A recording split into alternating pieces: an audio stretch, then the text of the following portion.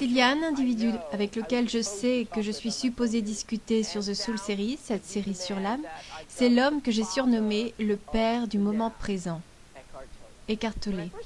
Quand j'ai démarré cette émission à la radio en septembre 2007, j'ai vu que ce rêve commençait à se manifester. C'est là où tout a commencé pour moi, car pendant des décennies, je savais que je voulais animer un cours qui profiterait et inspirerait des gens du monde entier. Donc j'ai invité Eckhart à cette émission, The Soul Series, pour discuter de son premier livre, Le pouvoir du moment présent. C'est un des livres les plus transformateurs et le plus lu dans le monde. Il a absolument changé ma façon de voir la vie. Eckhart était à New York, dans notre studio XM, et je lui parlais de mon studio ici à Chicago. C'est avant cette conversation qu'on m'a présenté pour la première fois Nouvelle Terre, et le reste, c'est de l'histoire. Après avoir lu Nouvelle Terre et l'avoir sélectionné pour notre book club, ensemble avec Eckhart, nous avons lancé notre salle de classe mondiale sur le web. Que vous ayez joint nos cours sur le web ou que vous démarriez votre exploration, vous ne voulez pas manquer cette série sur l'âme. Celle-là, maintenant. C'est inspirant. C'est éclairant. Vraiment puissant. Bienvenue à Soul Series.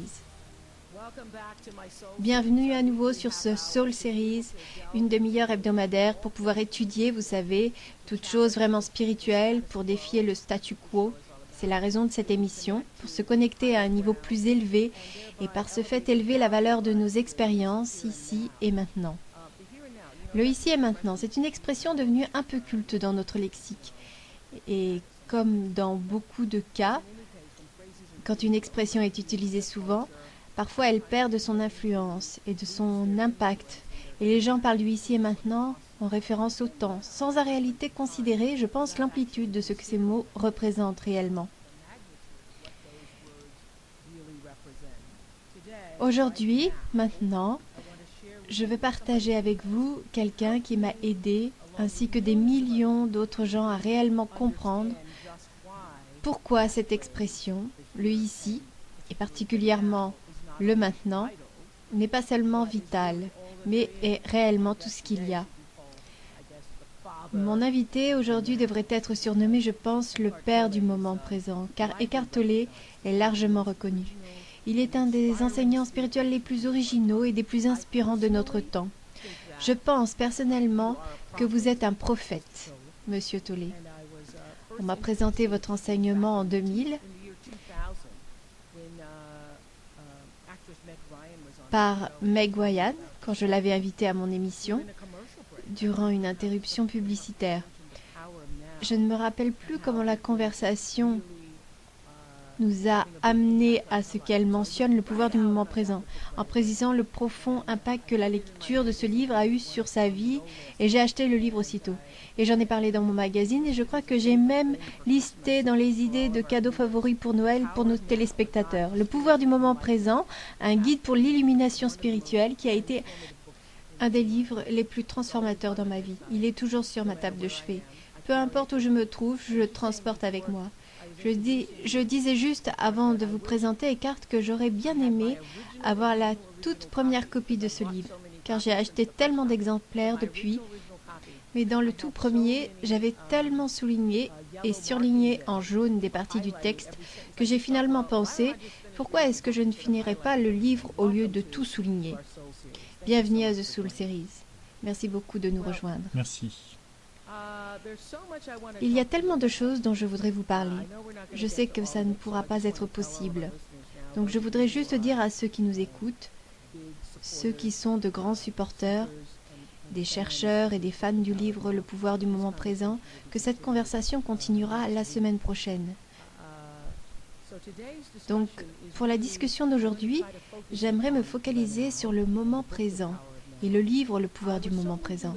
J'ai été si touchée dans le livre quand vous avez dit au tout début du livre qu'à l'âge de 29 ans, ayant songé au suicide, vous pensiez ceci: « Je ne peux plus vivre avec moi-même ». Cette pensée me revenait sans cesse à l'esprit. Puis soudain, je réalisais à quel point elle était bizarre. Suis-je un ou deux? Si je ne réussis pas à vivre avec moi-même, c'est qu'il doit y avoir deux moi, le je et le moi, avec qui le je ne peut pas vivre. Peut-être qu'un seul des deux est réel, pensais-je. J'aime ça, car c'est vraiment une des premières fois que j'ai pensé, oui, c'est vrai, quand vous vous dites que je suis en train de me dire quelque chose. Qui est le je et qui est le soi? C'est la question fondamentale, n'est-ce pas? Oui, c'est juste.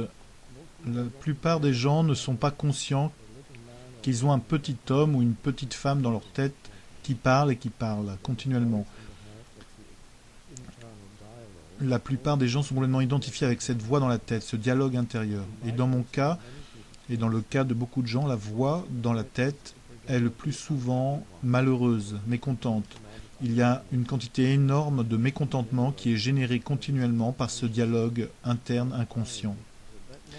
Et à ce moment, cette nuit-là, une séparation s'est produite en moi entre la voix, qui est un flot incessant de pensées, avec ce sens de soi qui est devenu identifié avec cette voix dans la tête, et un sens plus profond de soi, que plus tard j'ai reconnu comme étant la conscience elle-même, plutôt que quelque chose qui serait devenu la conscience à travers le processus de pensée. Et donc cette nuit, une séparation s'est produite. Et quand je me suis réveillé le lendemain, j'étais complètement en paix, pour la première fois depuis mon enfance, sans comprendre pourquoi. La compréhension est venue bien plus tard. Donc le point important est qu'il est essentiel que les gens deviennent conscients de leur processus de pensée et du sens de soi, de l'idée de soi qui découle de leur pensée, ce qui inclut bien sûr tous les souvenirs, tous les conditionnements. L'idée de soi est conceptuelle et découle du passé. Donc tout le flot de pensée est conditionné par le passé. Il est essentiel pour les gens de reconnaître que cette voix continue en eux sans cesse, et c'est toujours une découverte capitale quand on réalise ici, il y a mes pensées, toutes mes pensées habituelles et répétitives, très souvent des pensées négatives, récurrentes, et soudainement on réalise je suis en train de voir que ces pensées vont et viennent dans ma tête. L'identification est soudainement brisée, et pour beaucoup de gens, c'est la première percée spirituelle. La spiritualité, telle que je la vois, n'est pas croire en ceci ou cela, mais simplement sortir de l'identification avec le flot de pensée. Et donc vous trouvez soudainement qu'il y a une autre dimension plus profonde que la pensée en vous, que j'appelle parfois le silence, la quiétude. C'est une présence consciente. Juste cela, qui n'a rien à voir avec le passé et le futur. Et on pourrait dire aussi, c'est comme s'éveiller. C'est pourquoi, dans beaucoup de traditions spirituelles, on utilise le terme éveil. Beaucoup de gens diraient, qu'est-ce que vous voulez dire par éveil? Je suis déjà éveillé. Mais ce qui est signifié ici par éveil, c'est que vous vous éveillez hors du flot de pensée. Et quand vous vous éveillez, vous devenez présent. Une dimension complètement différente de conscience est soudainement là. Je me rappelle dans le livre Quiétude, vous parlez de la conscience. Quiétude parle essentiellement de cette conscience. Et j'aime la phrase quand vous dites, quand vous reconnaissez cette voix, je paraphrase bien sûr, et que vous êtes l'observateur de cette voix, que cette conscience même est vous. C'est juste. Et non la voix. Et donc vous reconnaissez essentiellement qu'il y a en vous quelque chose qui est à sa place. C'est le flot de pensée. Il est relié au passé. Il contient tous vos souvenirs, tous vos schémas réactifs, toutes vos émotions. Cela en fait partie, mais essentiellement ce n'est pas qui vous êtes. Et c'est une réalisation étonnante. Maintenant, le mental peut bien sûr demander donc dis-moi qui je suis. C'est la grosse question. Je parle à Eckhart Tolle, l'auteur du pouvoir du moment présent. Donc quelle est la réponse à cette question? La réponse à cette question est qui vous êtes ne peut être défini à travers le processus de pensée ou avec des étiquettes ou définitions mentales, car c'est au-delà de ça. C'est vraiment le sens de l'être ou de la présence qui est là quand vous devenez conscient du moment présent. C'est intrinsèquement un avec ce que nous appelons le moment présent. Certaines personnes peuvent trouver cela un peu étrange, mais en essence, vous et ce qu'on appelle le moment présent, au niveau le plus profond, sont un. Car vous êtes la conscience à partir de laquelle tout arrive. Toutes les pensées viennent de cette conscience que vous êtes. Chaque pensée retourne dans cet espace de conscience que vous êtes. Donc essentiellement, vous êtes un espace de conscience conscient. Et tous vos sens de perception, toutes vos pensées, toutes vos émotions se produisent. Ils vont et viennent dans cet espace intérieur. Bien, est-ce que vous avez ressenti, Eckhart, quand cela vous est arrivé, ce moment de réalisation où vous avez ressenti que la voix est séparée de la conscience dont vous parlez au début du livre, que ça a littéralement explosé votre esprit? Oui, mais je ne l'ai pas compris. J'ai juste réalisé soudainement le jour suivant que j'étais en paix, et je suis resté en paix. Il y avait un sentiment profond de paix intérieure. Extérieurement, rien n'avait changé. Donc je savais que quelque chose de très radical s'était produit. Mais ça m'a pris plusieurs années de comprendre en fait ce qui s'est passé. 3 ans après cette transformation, je parlais à un moine zen et il m'a dit « Le zen à la base est très simple. Vous ne vous fiez plus à la pensée. Sous-entendu, vous allez au-delà de la pensée. » Et là, j'ai réalisé que c'était ce qu'il s'est passé pour moi. Cet état que je ressentais comme un état de paix intérieure était aussi un état de bien moindre pensée, différent d'avant. Toutes ces pensées mécontentes, malheureuses, répétitives ne se produisaient plus en moi. Et donc, vous avez souvent dit dans tous vos livres précédents, vous voyez le fait de penser comme une terrible affliction et même comme la maladie qui est le plus grand obstacle au pouvoir du moment présent. Mais penser, n'est-ce pas humain? Je pensais que c'est ce qui faisait que nous soyons différents des autres animaux. C'est juste, la pensée peut aussi être un outil puissant et merveilleux. Il peut seulement devenir une affliction. Elle peut seulement devenir une affliction si nous sommes complètement identifiés avec la pensée et si nous dérivons notre idée de qui nous sommes du flot de la pensée. Dans ce cas, vous vous racontez à vous-même continuellement ce que j'appelle l'histoire de moi. Et dans le cas de beaucoup de gens, c'est une histoire triste, donc ils résident continuellement dans le passé. Il n'y a rien de mauvais dans le passé, mais s'il y a une complète auto-identification avec la mémoire, alors tout le sens de qui vous êtes, l'idée de votre identité découle alors du flot de la pensée. Et cela est un état dysfonctionnel et malheureux. Et donc si vous sortez de cette identification avec cela et que vous réalisez pour la première fois que je suis en fait la présence derrière la pensée, alors vous êtes capable d'utiliser la pensée quand c'est utile et nécessaire, et ça peut être une chose merveilleuse.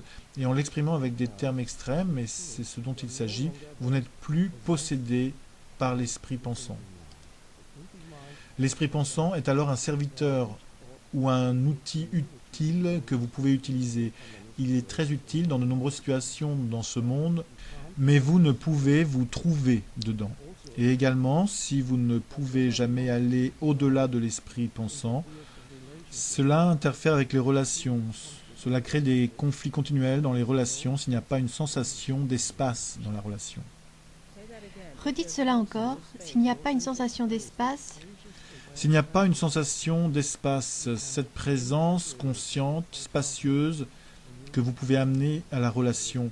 Par exemple, quand vous écoutez quelqu'un, vous écoutez votre partenaire, un ami ou juste une connaissance.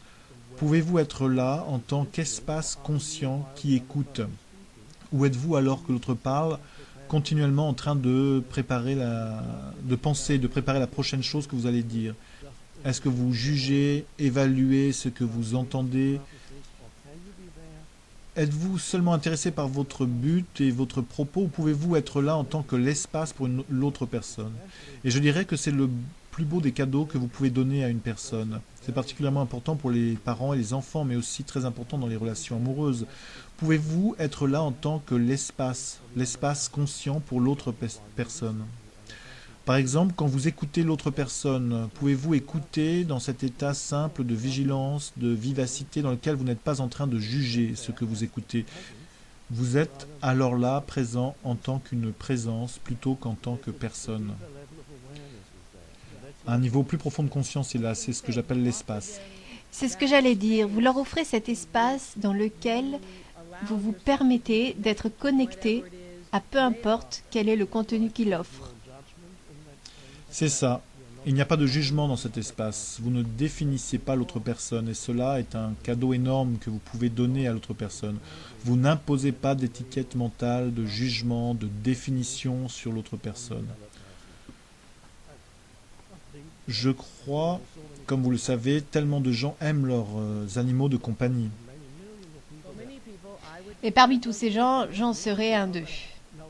Moi aussi, mais pour beaucoup de gens, c'est le seul niveau où ils réalisent qu'ils peuvent être en relation et communiquer avec un autre être qui n'est pas en train de les juger, car le chien vous accepte inconditionnellement, tel que vous êtes. Je ne sais pas si vous avez entendu le dicton « S'il vous plaît, Seigneur, faites de moi la personne que mon chien pense que je suis ». Donc les gens ressentent ce sentiment de liberté quand ils sont en relation avec leurs animaux de compagnie parce qu'ils ne sont pas jugés.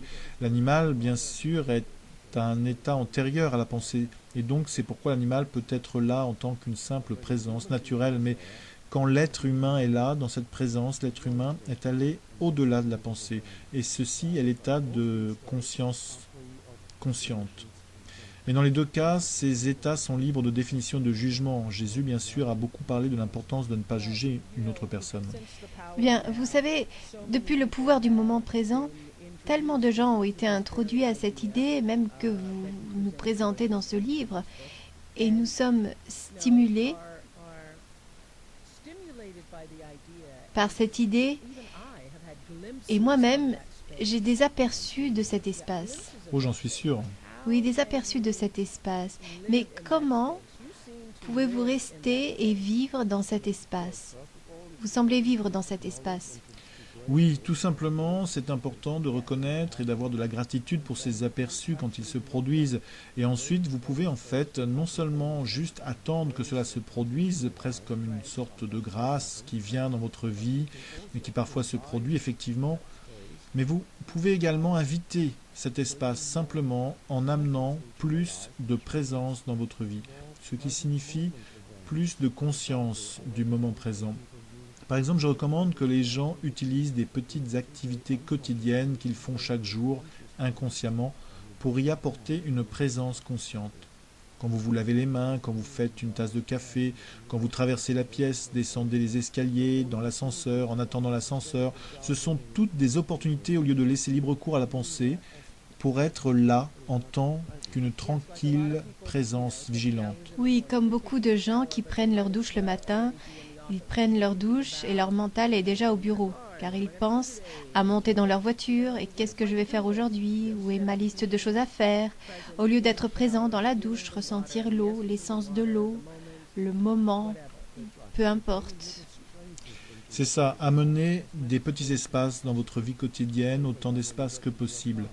Je dis par exemple, quand vous montez dans votre voiture, fermez la porte et soyez là pendant une demi-minute, ressentez votre respiration, peut-être ressentez-vous l'énergie en vous. Regardez autour, le ciel, les arbres, cela prend juste une demi-minute et le mental peut vous dire « je n'ai pas le temps ». C'est le mental qui vous parle. Mais je suggérerais que même la personne la plus occupée a le temps pour 30 secondes d'espace. Quand ils s'assoient dans leur voiture, par exemple, ou bien dans plein d'autres occasions. Oui, je dois vous dire que je pense que c'était en l'an 2000 que j'ai lu ce livre. Et de nombreuses fois, ce livre m'a sauvée. Je veux dire, les théories dans le pouvoir du moment présent m'ont sauvée et aujourd'hui, en fait, je passe par une période particulièrement erratique, mais je me rappelle m'être réveillée ce matin en me disant je vais être encore si stressée. J'ai laissé ces pensées aller, je me suis dit je vais juste à chaque moment de la journée être présente maintenant. Oui, c'est continuellement se refocaliser sur ce qui a vraiment de l'importance. C'est ce qui est le plus important dans la vie de n'importe qui et qui est toujours maintenant, le moment présent.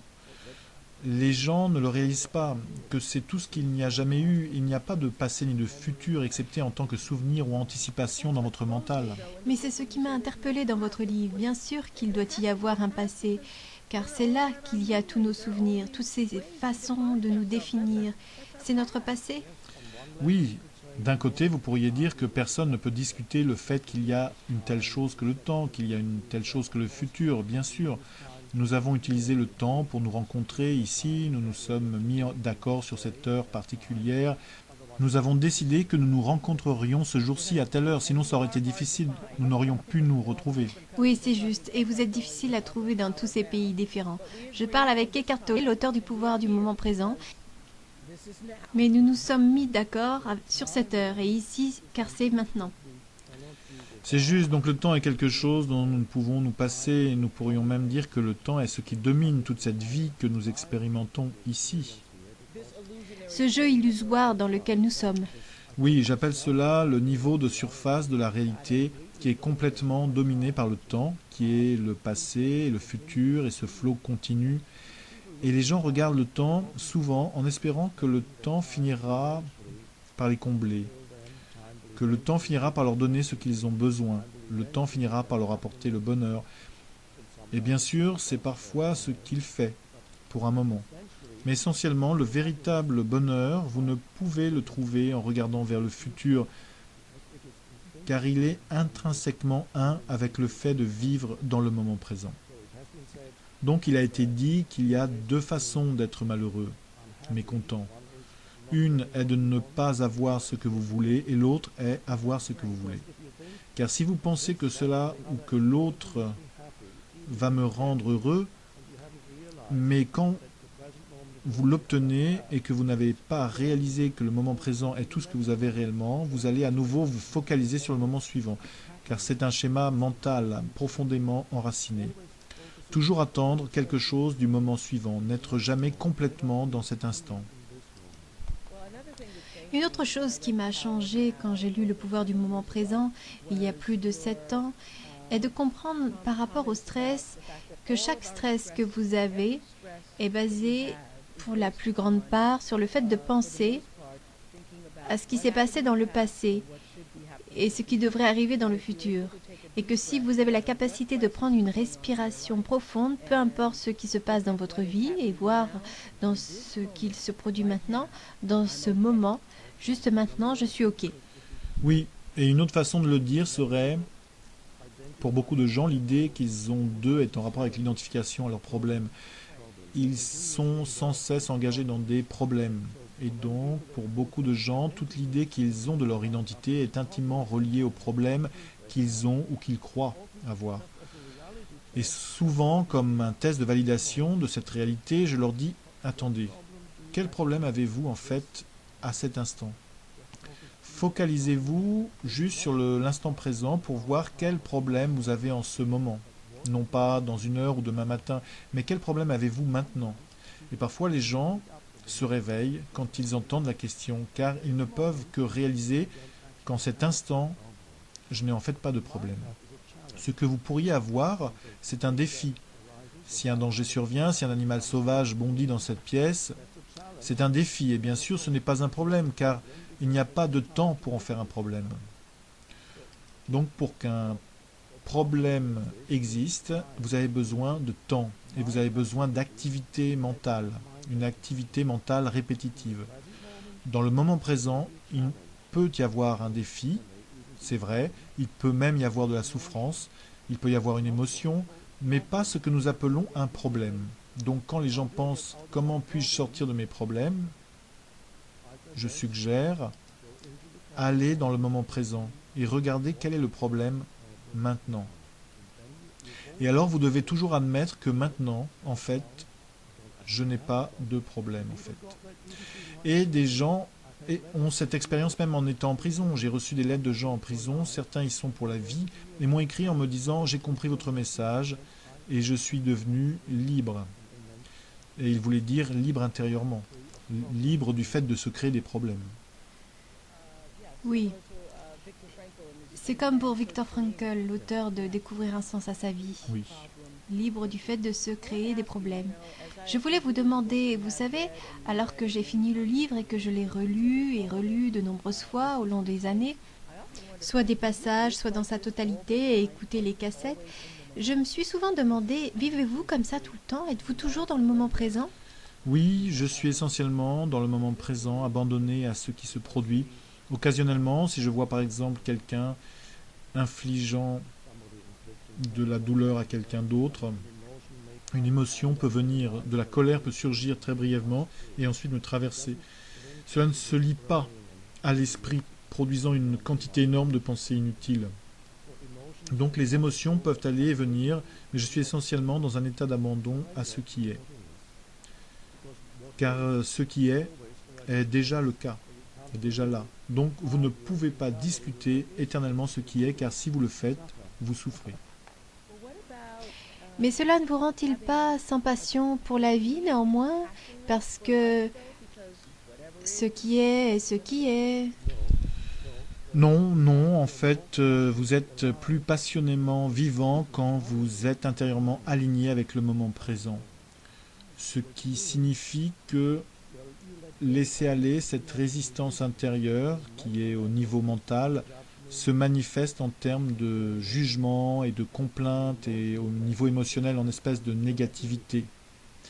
Donc ces deux niveaux vont ensemble. Beaucoup de gens se plaignent énormément continuellement dans leur esprit et d'autres l'expriment aussi tout le temps à voix haute. Et habituellement, la complainte est en rapport avec ce qui était ou ce qu'ils auraient voulu. Ou sur ce qu'il devrait être, mais qui ne se produit pas, et ceci ne devrait pas se produire, et tu ne devrais pas faire ceci, et je ne veux pas être ici. Ils trouvent toujours quelque chose contre lequel se plaindre, et donc ce sont des façons de dénier le moment présent, et c'est un état très dysfonctionnel, car vous déniez essentiellement la vie elle-même, car en dehors du moment présent, il n'y a pas de vie. Ok. Et comment planifions-nous le futur? On nous a tous dit que nous devrions faire des plans pour le futur. On ne devrait pas être juste passif par rapport au futur. Non, vous devriez faire des plans pour le futur, vous n'avez pas besoin de vous perdre dans le futur. Si vous faites des plans pour le futur, vous pouvez en fait vous amuser et dire ok, disons par exemple je planifie un voyage ou de faire des études et vous écrivez ce que vous devez faire, les différentes étapes et vous pouvez apprécier cela. La question est-ce que vous vous perdez dans le futur ou utilisez-vous simplement le temps et le futur à un niveau pratique? C'est là qu'il a sa place au niveau pratique. Mais si vous pensez au but que vous allez atteindre dans le futur, ça peut être les prochaines vacances, ça peut être quand je trouverai le partenaire idéal, ça peut être quand je trouverai un meilleur emploi, un meilleur endroit pour vivre ou même une ville plus agréable ou quoi que ce soit et alors je serai finalement heureux. Et donc vous avez continuellement cette projection mentalement éloignée du moment présent. C'est là où vous vous perdez dans le futur et c'est le dysfonctionnement. Planifier est en fait bien, il n'y a rien de dysfonctionnel en cela, mais c'est la différence, vous pourriez dire, entre ce que j'appelle le temps horloge, qui a sa place dans ce monde, et le temps psychologique, qui est l'obsession continuelle avec le passé et le futur. Quand vous dites cela a sa place dans ce monde, ressentez-vous que même maintenant, dans le corps humain, qui est pour beaucoup de gens le corps de souffrance, comme vous l'appelez, ressentez-vous que vous chevauchez les deux mondes? Oui, vous pourriez dire cela. Il est nécessaire de trouver un équilibre entre traiter les choses de ce monde, qui implique du temps et de pensée, mais ne pas être totalement prisonnier à ce niveau du temps et de la pensée. Ne pas être totalement prisonnier du temps et ne pas être totalement prisonnier dans le flot des pensées, de telle façon qu'il y ait une dimension plus profonde en vous qui est en dehors de ce flot de pensées et de temps. Et cela est le silence intérieur, la tranquillité intérieure, c'est la paix intérieure, c'est un sentiment profond et vibrant de vitalité. Donc vous êtes en fait très passionné par rapport à la vie dans cet état. Wow. C'est ce que nous recherchons ici. J'aime simplement parler avec vous. Un de mes livres favoris de tout temps, Le pouvoir du moment présent, Eckhart Tolle. Merci beaucoup de nous rejoindre cette semaine et nous reparlerons la semaine prochaine d'un de mes thèmes favoris, l'ego, dont vous parlez si profondément dans votre livre Nouvelle Terre, l'avènement de la conscience humaine. Nous nous retrouvons à nouveau la semaine prochaine. Merci beaucoup à tous de nous rejoindre pour nous écouter.